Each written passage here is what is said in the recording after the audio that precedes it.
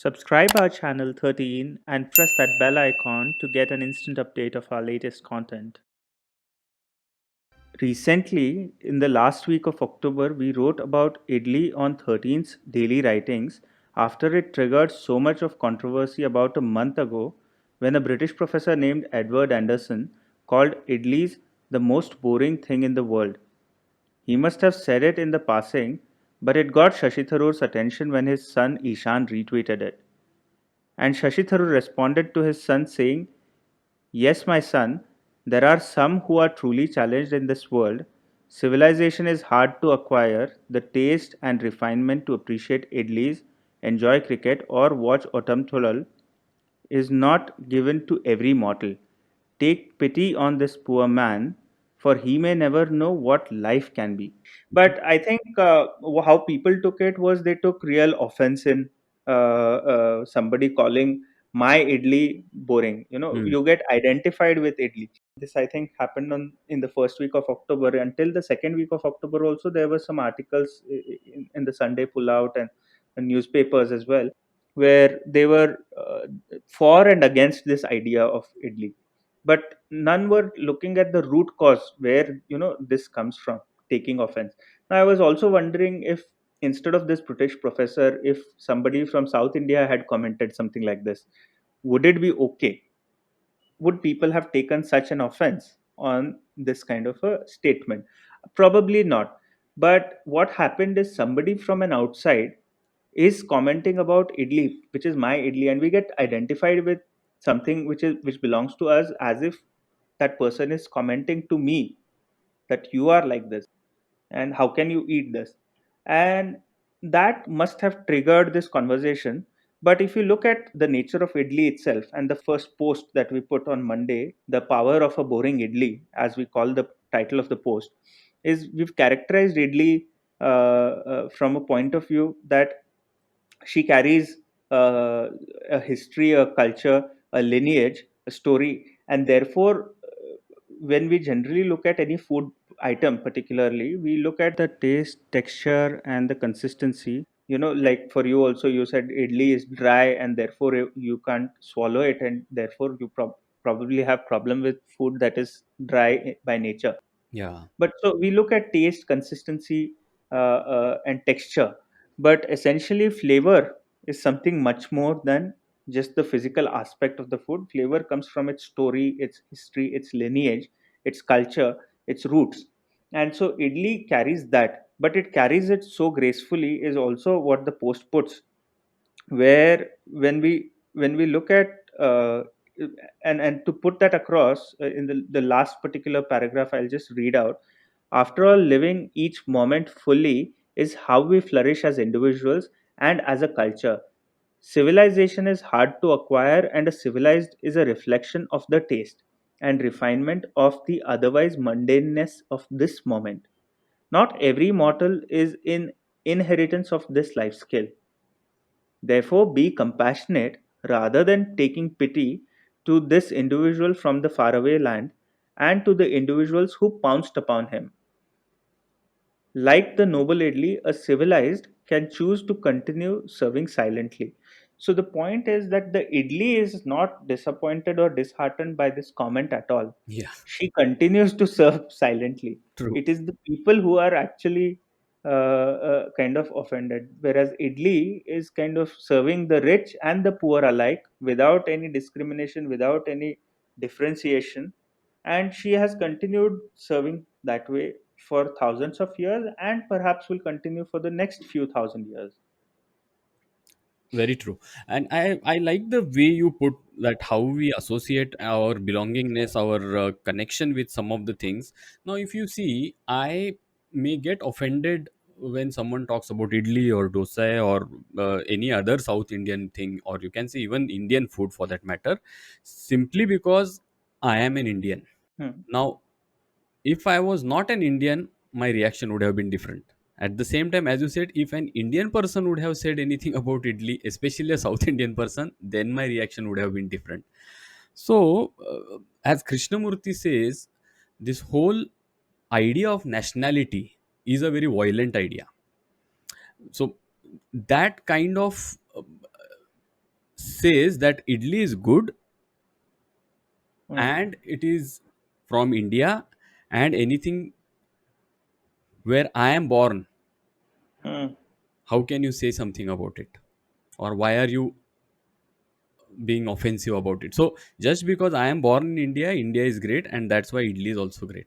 Now that's something which I want to just put for the conversation. Let's see how this conversation goes, but it would be interesting to see how we go from here. You are referring to J. Krishnamurti, I suppose. Right. Uh, yeah, and nationality itself is a very violent act, because you kind of are cultured into thinking that how your civilization is the richest. Now, Yuval Noah Harari, the author of *Sapiens*, uh, also in one of his talks was mentioning that if you go around the world, every civilization will tell that how they invented everything and how everything originates from there. This was the original idea from where everything came. So if you go to Israel, it will be people there saying that how they were the higher sort of degree of civilization. If you go to Germany, maybe back in the particularly during Hitler's regime, they thought themselves to be the superior race. Of course, in India, you have a story of its own. If you go to China, you will hear this. So the point is that every civilization is cultured to think that they are the superior, and you assume that you are the luckiest person because you're born there, which is good.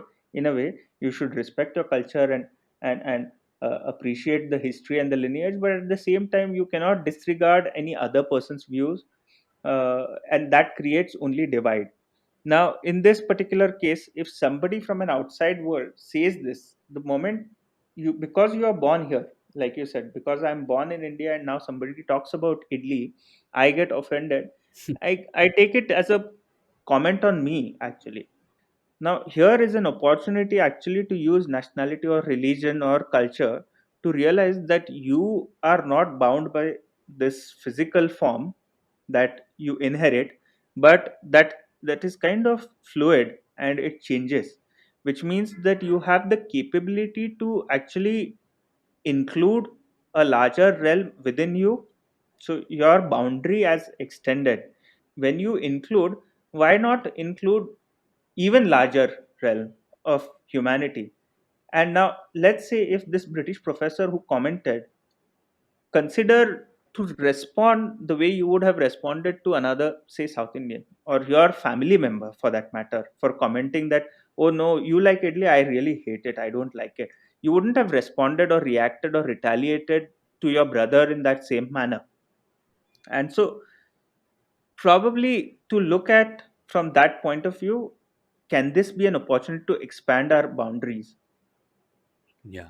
So I agree with you. So in a way, it is like questioning who are you to talk about my culture, or who are you to talk about my food. So that is where this whole thing is coming. And as you said, if we take a bigger realm, if we come from a place of humanity and look at food as food, whether it is coming from whatever culture it is, and then respecting the history of that food, or how it has come, or the context around which it has been there, I think that opens up different things. It gives you opportunity to experience different things rather than being very stingy in your thought process of sticking to one particular thing. And that's what I have seen personally also. You and I both have been to different parts of world in different times, and we have seen that very few people are open to new things. I have seen quite a few of my Indian friends searching Indian restaurant, whether they are in Paris or in London or in Munich. I am not against that. It's absolutely their personal choice, and they should be eating whatever they like. But my point is that there's no harm in being open to new food, experiencing new culture, and then celebrating the whole thing rather than offending or defending cultures and foods. When you are talking about your friends, I see people within our country, when they travel abroad as tourists, they will take along with them the cooks and everything, Correct. that they can't eat the food outside. Now, even if they are non-vegetarian eaters, they find it so difficult to just be open and receptive. But can we be open to other cultures, other civilizations? You are going to another place, that itself suggests that you are open. Correct. Now, when it comes to food, why suddenly then close ourselves, right? The people there are living and eating that. They are fit and fine. So that means it should be good for human beings. You can consume it. Of course, you will consume it with a little caution. Your taste is not acquired for that kind of a food. Right. But if you are open, then there is an opportunity to connect with that other individual, which often lacks. Very true. And I have seen that many a times, even if in India, if you see many foreigners who come, uh, when it comes to Indian food, I have seen people being very open. And as you rightly said, sometimes the spices are very strong for them. Sometimes it is not easy for them from a digestion point of view. But then, all said and done, it is interesting to see how different cultures, when they are coming together, that brings a new variety altogether. So whether it is mixing of some of the South Indian food, now we know there are Chinese dosas, there are Chinese bhel. So Mm. I don't see any. Some people who are very purist may have severe offense against this, because they may think that it is not good to mix to cultures or to food. But I think being open, trying new things is something which will bring a new recipe altogether. So for that, from that point of view, when you bring Chinese dosa, for many may take offense for Chinese dosa, but I would like to reiterate the story of masala dosa.